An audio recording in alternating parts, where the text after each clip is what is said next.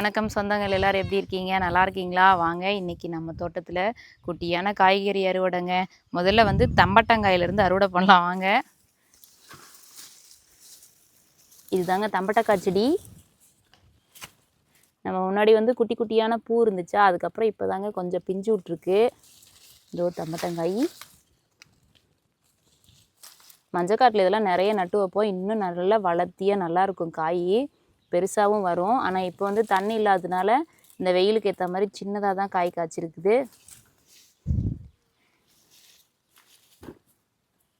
பாருங்கள், குட்டி குட்டியாக இருக்குது தம்பட்டங்காய். இது வந்து நல்லா வளரும், நீளமாக பெருசாக வரும்.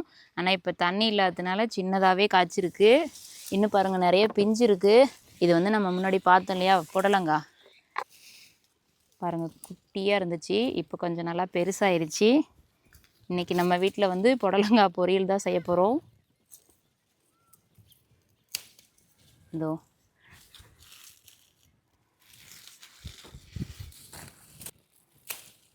எல்லாம் தண்ணி இல்லாததுனால செடி நல்லா வாடி போயிடுச்சு. நாமளும் அப்பப்போ கொஞ்சம் கொஞ்சமாக தண்ணி மொண்டு ஊற்றுறோம். என்ன தான் நம்ம மொண்டு ஊற்றினாலும் நல்லா மழை பெய்கிற மாதிரி இருக்காது.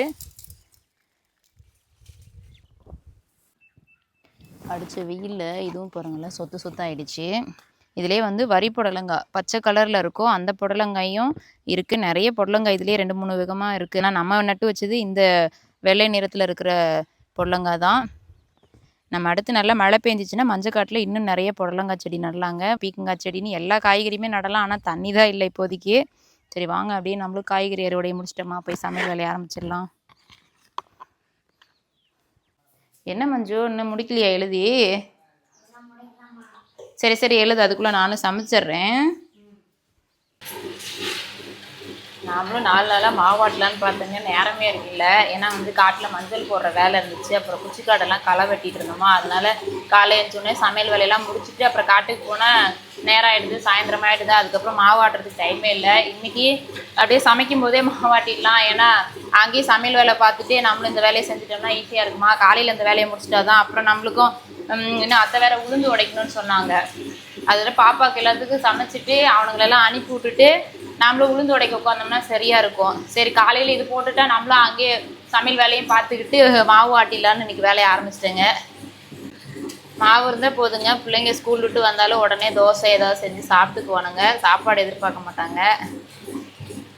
நமக்கு மாவு இருந்துச்சுனாக்கா காட்டுக்கு போயிட்டு வேலையை முடிச்சுட்டு வரும்போது ஏதோ ஒரு நேரம் வந்துடனே டக்குன்னு ஏதோ தோசை இதுமாக செஞ்சுக்குவோம். நம்ம வீட்டில் இன்றைக்கி புடலங்காய் பொரியலுங்க. அப்புறம் வந்து அத்தை எப்பயுமே வெங்காயம் போட்டு ரசம் வைப்பாங்க, அதை தான் இன்றைக்கி அத்தை வைக்க போகிறாங்க. அத்தையோட சமையல் வந்து வெங்காய ரசம் ரொம்ப சூப்பராக இருக்கும். அதை இன்றைக்கி அத்தை செய்ய போகிறாங்கங்க. நீங்கள் என்ன சமைச்சிருக்கீங்க? பசங்க எல்லோரும் ஸ்கூலுக்கு கிளம்பிட்டாங்களா? என்ன பண்ணுறாங்கன்னு சொல்லுங்கங்க. என்ன ஒன்று, காட்டில் நிறைய காய்கறி இருந்துச்சுன்னா நம்ம பாட்டுக்கு போன உடனே பறிச்சிட்டு வந்து அப்போக்கி குழம்பு வச்சுக்கலாம். ஆனால் தண்ணி இருந்துச்சுன்னு வச்சுக்கிங்களேன், இன்னும் என்னென்ன காய் இருக்கோ எல்லா காயுமே நம்ம காட்டில் போட்டுருவோம். ஆனால் தண்ணி தாங்க இல்லை. வெங்காயம் உரிச்சது போதும், நான் உரிச்சு வச்சிடுறேன். நீங்கள் போயிட்டு பாப்பாவை குளிக்க வச்சுருங்க. அவள் தலைக்கு ஊற்றி விட சொன்னா, போயிட்டு நீங்கள் குளிக்க வச்சுட்டு வாங்க. நான் அதுக்குள்ளே இதெல்லாம் ரெடி பண்ணி வச்சிடுறேன். பாப்பாவுக்கு வந்து எலுமிச்சை சாப்பாடு வேணுமா, அப்புறம் இப்போ தம்பிக்கு புடலங்காய் பொரியலும் நீங்கள் நேற்று வச்சிங்கள வெங்காய ரசம் அது வச்சு தாங்கன்னு சொல்லியிருக்கான். நீங்கள் வந்து வெங்காய ரசத்தை வைங்க, நான் அதுக்குள்ளே இதெல்லாம் ரெடி பண்ணி வச்சிடறேன். போய் பாப்பா குளிக்க வச்சுட்டு வாங்க, போங்க. ஆமாம், நீங்கள் போங்க போங்க, நான் எடுத்துக்கிறேன், போங்க. காலையில் பசங்களை ஸ்கூலுக்கு அனுப்புகிற வரைக்குங்க ஒரே பரபரப்பான வேலை தான் ஓடிக்கிட்டே இருக்குது. கிளம்புற நேரத்தில் ஆளுக்கு ஒரு சாப்பாடு சொல்லிட்டானு. இன்னும் வேறு இன்றைக்கி வீடெல்லாம் துடைக்கணும்னு சொல்லிட்டு பெட்ஷீட்டெல்லாம் போர்வையெல்லாம் எடுத்துகிட்டு போய் எல்லாம் வெளியில் போட்டு வச்சுருக்கேன். அது வேறு இன்னும் துவைச்சிட்டு அப்புறம் வீடெல்லாம் துடைக்கணும். வேலைலாம் இன்றைக்கி பொழுதுனிக்கு வேலை ஓயாதுங்க.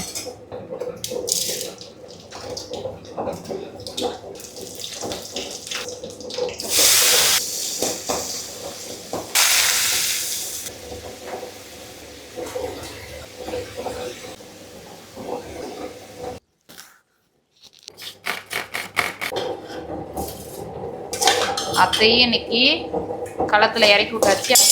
நம்மளும் காலையில் சமைச்சோம்னாக்கா பொழுதுனிக்கு சாப்பாடு தாங்க. இடையில ஏதோ ஒரு நாளைக்கு தான் இட்லி தோசை. காலையில் சாப்பாடு செஞ்சோம்னாக்கா பொழுதுனிக்கு விட்டுருவோம்.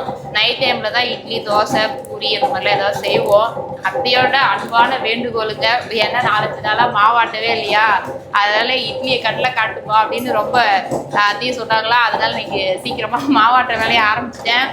அதுக்கப்புறம் வந்து என்னென்னா எப்பயுமே வந்து நைட் டைம்லன்னா இட்லி தோசை இந்த மாதிரி சாப்பிட்டு பழக்கிட்டோமா, அதனால அத்தையும் பாவம் 4 நாளாக படாத பாடு போட்டாங்க. பொழுதுனைக்கும் சாப்பாடு போடுற நைட்டு இதே மாதிரி சாப்பாடே செய்யறியாம்மா அப்படின்ட்டு.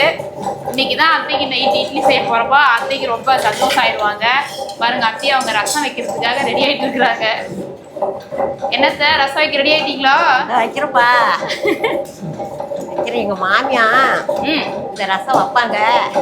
பெரிய மகனுக்கு பிடிக்குன்னு சீரக மிளகு போடாத வெங்காய ரசம்னு வைப்பாங்க. அதே மாதிரி அது வச்சாக்க எங்கள் பையனுக்கும் பிடிக்கும். அது பேரனும் இப்போ அதே வையாயான்னு கேட்குறப்பல.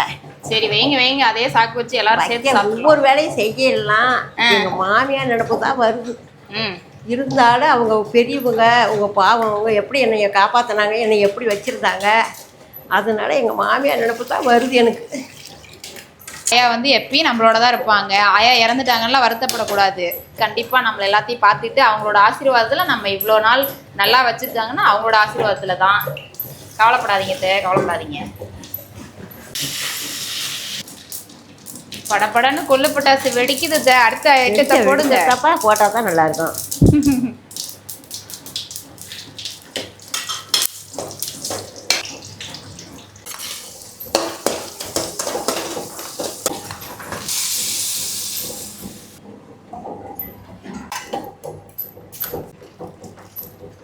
வெங்காய ரசம் ரெடி.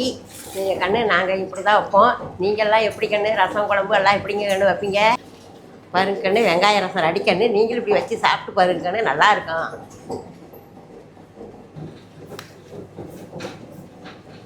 சாப்பிட்டு பார்த்துட்டு சொல்லு கண்ணு.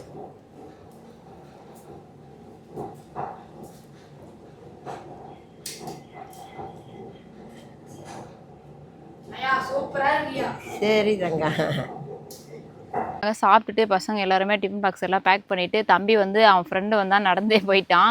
பாப்பாவையும் நானும் கொண்டு போய் ஸ்கூலில் விட்டுட்டு வந்துடுறேங்க.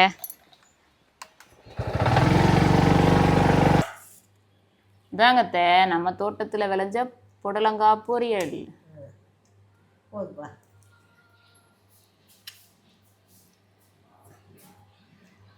நம்ம காட்டிலேயே செடி வச்சு அது நல்லா வளர்ந்து அதுக்கப்புறம் காய் காய்ச்சி அதை பறித்து நாம் அப்பப்போ இந்த மாதிரி குழம்பு பொரியல் செஞ்சு சாப்பிட்றதே ஒரு பெரிய சந்தோஷம் தாங்க நமக்கு.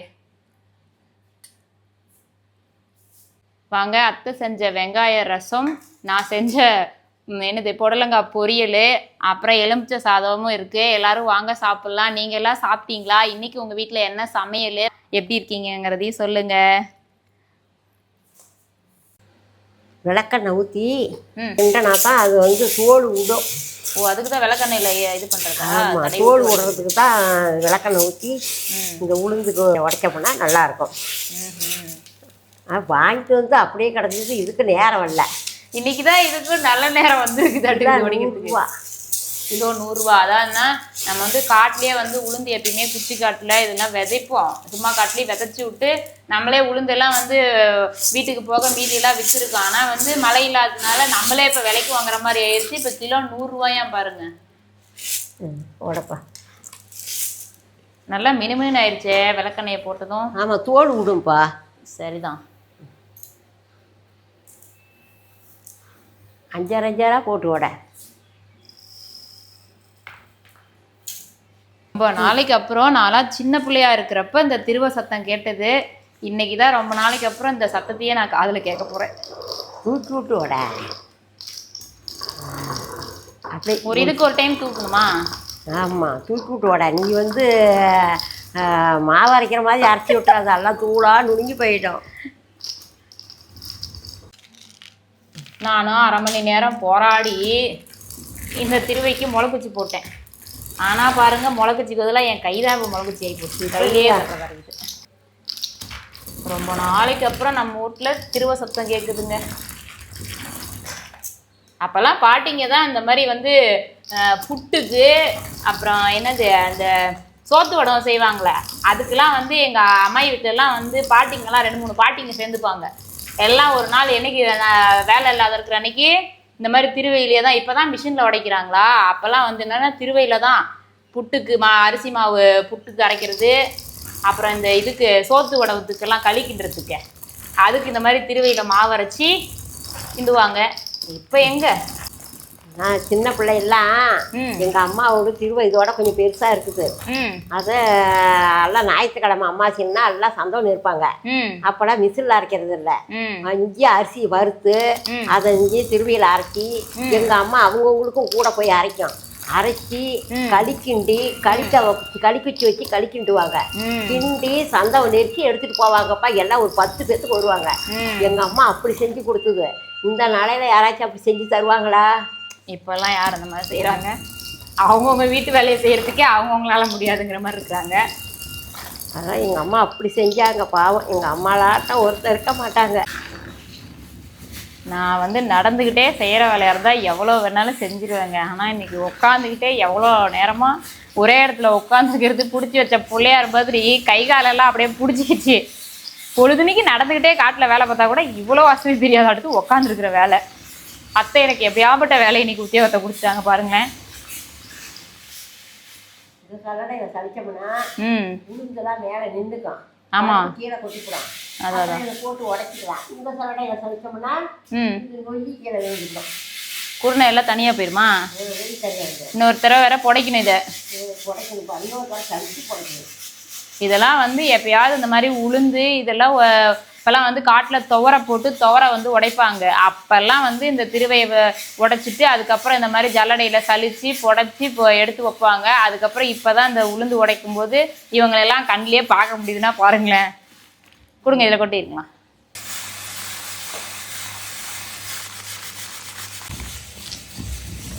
அதனால் உளுந்து வேலையை முடிச்சிருச்சு. அத்தையும் பாருங்க அப்படியே எல்லாம் சலிக்க ஆரம்பிச்சிட்டாங்க. பாருங்கள், நம்ம அப்படியே சலிச்சிட்டோம்னா அந்த உடஞ்ச பருப்பெல்லாம் தனியாக போயிடும். அதுக்கப்புறம் உளுந்தாக இருக்கிறது எல்லாமே தனியாக வந்துடும். இதையும் நம்ம போட்டு மறுபடியும் மாற்றி உடச்சே இருக்க வேண்டியதான். இந்த வேலை முடிஞ்சிருச்சிங்க. அடுத்து நம்ம மாவு வலிக்கிற வேலை ஒன்று தான் இருக்குது. அதையும் முடிச்சிட்டோம்னா நமக்கு வேலை என்ன நீண்டிகிட்டே இருக்குது. வீடு துடைக்கணும், அதுக்கப்புறம் வந்துட்டு இதெல்லாம் துணியெல்லாம் துவைக்கணும். பொழுதுனிக்கு வேலை இருந்துகிட்டே தாங்க இருக்கும். கோழி கூறதுக்கு முன்னாடியே எழுந்திரிச்சு வேலை பார்த்தாலும் பொழுதுனிக்கு நேரம் வந்து போய்கிட்டே தான் இருக்குது. இன்னமும் அதிர்ஷ்ட காற்று அடித்த மாதிரி இன்றைக்கி இந்த உளுந்து வேலையும் முடிச்சிட்டோம். அவ்வளோதாங்க, உளுந்து எல்லாம் உடைச்சி நல்லா புடைச்சிட்டு அதுக்கப்புறம் எல்லாத்தையும் நேம்பி எடுத்து வச்சாச்சு. இது சிறுங்குருணை, இது அதை விட கொஞ்சம் பெரிய குருணையாக இருக்கும். இது தாங்க நம்ம உடைச்ச உளுந்தில் பெரிய உளுந்தாக இருக்கிறது. 5 கிலோவில் நம்ம உளுந்து உடைச்சதுக்கப்புறம் எத்தனை ரகரகமாக எடுத்தாச்சுன்னு பாருங்கள். இது வந்து உமி, இது மாட்டுக்கு போட்டுக்கலாம், உளுத்தன் பொட்டு. அவ்வளோதான், இந்த வேலையை முடிச்சிட்டேங்க. அடுத்து போய் மாவு வலிக்கிற வேலையை முடிச்சிடுறேன். ஒரு உளுந்துல எத்தனை ரகம் பாருங்க. அவ்வளோதாங்க, மாவு எல்லாத்தையுமே ஆட்டி முடிச்சிட்டேன். அவ்வளோதான், இனிமேட்டு உப்பு போட்டு கரைக்கிற வேலை தான். நாம் வந்து 2 நாள் 3 நாளைக்கு சேர்ந்தாப்புல ஒரே டைமில் மாவாட்டி வச்சுக்குவேன். அப்புறம் வந்து அத்தையும் நாத்தனார் பையனை பார்க்க போகிறேன்னு சொல்லியிருந்தாங்களா. அவங்க ரூம் எடுத்து தங்கி தான் சமைச்சு தான் சாப்பிட்றா தம்பி. அதனால் அவங்களுக்கு மாவு கொடுத்து விடணும். அதனால் சேர்த்து இன்னைக்கு ஆட்டிட்டேன். ஏன்னா பையன் வந்து டெய்லி வீட்லேயே செஞ்சு சாப்பிட்டு போவானா. அதனால் தோசைன்னா தான் அவனுக்கு ரொம்ப பிடிக்கும். அதனால் பேரனுக்கு வந்து மாவு எடுத்துகிட்டு அத்தையும் போகிறேனாங்களா. அதனால் இன்றைக்கி நேரமாகவே எல்லாத்துக்கும் நம்மளும் வீட்டில் பயன்படுத்திக்கலாம், அவனுக்கு கொடுத்து விடலான்னு சொல்லிட்டு எல்லாத்தையுமே ஆட்டி முடிச்சிட்டேங்க. மாவாட்டுறது என்னமோ பெரிய மழையாக இருந்துச்சு. ஏன்னா இந்த குழவி தூக்கி கிரைண்டரை கழுவி எடுக்கணும். அது பார்த்தாதுக்கு பாருங்கள், உளுந்தில் கொஞ்சம் தண்ணி அதிகமாக ஊற்றிட்டேன்னா அது தெரிச்சு விட்டு எல்லாம் ஃப்ரிட்ஜு எல்லாத்தையும் அடிச்சு விட்டுருச்சு. இது கழுவுறது தான் பெரிய விஷயம். வேறு எந்த வேலையும் தொட முடியாது. இந்த வேலையில் வீட்டிலே இருந்தால் தான். காட்டு வேலை கூட செஞ்சிடலாம் மாட்டுக்கு. ஆனால் அந்த வீட்டு வேலை மட்டும் பக்கத்துலேயே இருந்து பார்த்துக்கிறதா இருக்காது. அந்த கிரைண்டரை பொண்ணு மாதிரி.